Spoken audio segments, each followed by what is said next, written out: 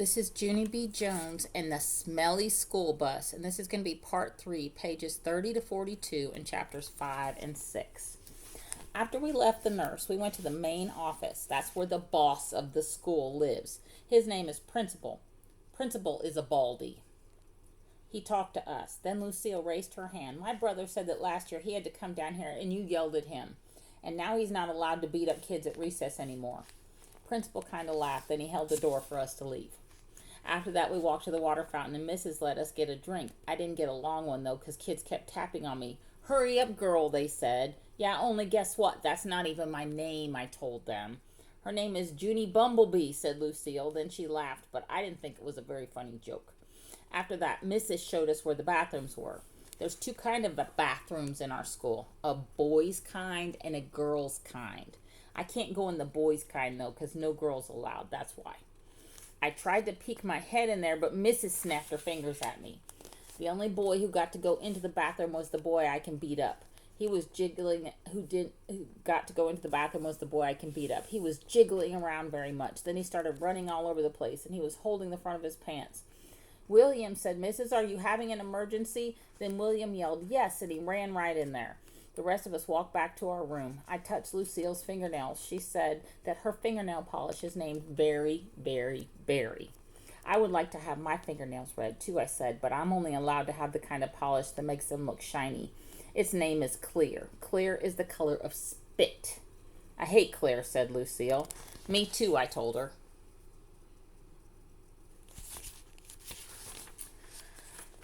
I also hate yellow, which is the color of the stupid, smelly school bus.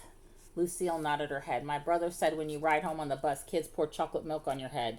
Then all of a sudden my stomach felt very squeezy again, because I had to ride the bus home, that's why.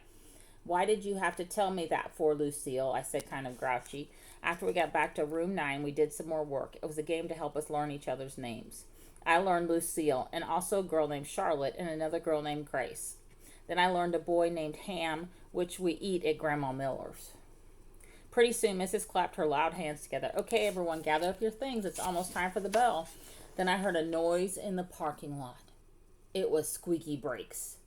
And so I looked out the window and I saw the school bus. It was coming to get me.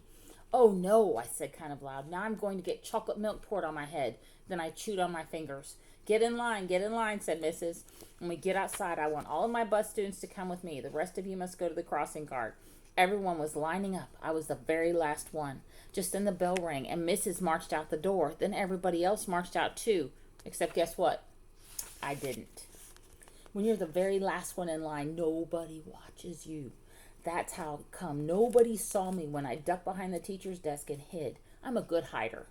One time at Grandma Miller's house, I hid under the kitchen sink. Then I made a growly sound and sprung at her. I'm not allowed to do that anymore. Anyway, I stayed scrunched behind the teacher's desk for a while, and then I saw a better place to hide. It was the big supply closet in the back of the room, and so I ran back there very fast, and I squeezed onto the bottom shelf. I squeezed right on top of the construction paper. Most of me was uncomfortable, except my head was sort of very tight, and my knees were all bended, like when I do a somersault.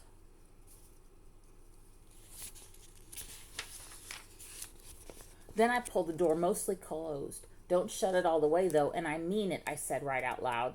I stayed real quiet for lots of minutes. Then I heard noises in the hall, and some feet came running into the room. Big people feet, I think.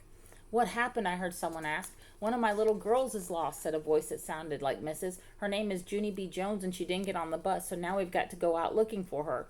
Then I heard some keys jingle, and the feet went running again, and then the door shut. I still didn't come out of the closet, though. When you're a good hider, you can't come out for a very long time. I stayed there all bended up, and I told myself a story. Not an out-loud story. I just told it inside my head. It was called The Little Hiding Girl. I made it up, and this is how it went.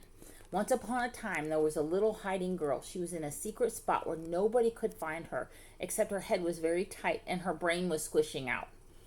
But she still couldn't come out of her spot, or a smelly yellow monster would get her, and also some meanies with chocolate milk. The end. After that, I rested my eyes. Resting your eyes is what my grandpa does when he watches TV. TV after dinner. Then he snores, and Grandma Miller says, "Go to bed, Frank." It's not the same thing as a nap, though, because naps are for babies, that's why. And anyway, I didn't snore. I just did a little drool. Then finally, when my eyes were done resting, they woke up. And so I came out of the closet and ran right to the window. And guess what? There weren't any cars in the parking lot and no stupid smelly bus either. Phew, that's a relief, I said. A relief is when your stomach doesn't feel squeezy anymore. After that, I went back to the closet because while I was hiding, I sniffed the smell of clay, that's why. And clay is my very favorite thing in the whole world. Hey, I see it up there, I said. Clay was on the middle shelf. I stood on a chair to get it. It was blue and stiff, and so I had to roll it on the floor to make it soft and warm. Then I rolled it into a blue-orange. It was very beautiful, except it had some dirt and hair on it. After I was done, I went to the front of the room and sat down in my teacher's big chair. I like teacher's desks very much. The drawers are so big I could fit in one, I think. I opened up the top one, and there were happy face stickers and rubber bands and gold stars, which I love a very lot. I stuck one on my forehead. Then I found paper clips and red marking pens and new pencils with no points and scissors and travel tissues, and guess what else? Chalk. I said, brand new chalk that's not even out of its little box yet. Then I stood on my teacher's desk and clapped my hands together very loud.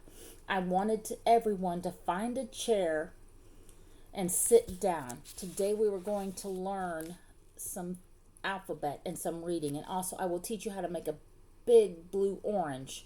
But first, everyone has to watch me draw stuff. Then I went to the board and I drew with my brand new chalk. I drew a bean and a carrot and some curly hair. Then I wrote some O's. O's are my bestest letter. After that, I bowed. Thank you very much, I said. Now you may all go out for recess, I smiled, except for not that Jim. And we're going to leave it there. Let's got to come back to see what happens to Junie B.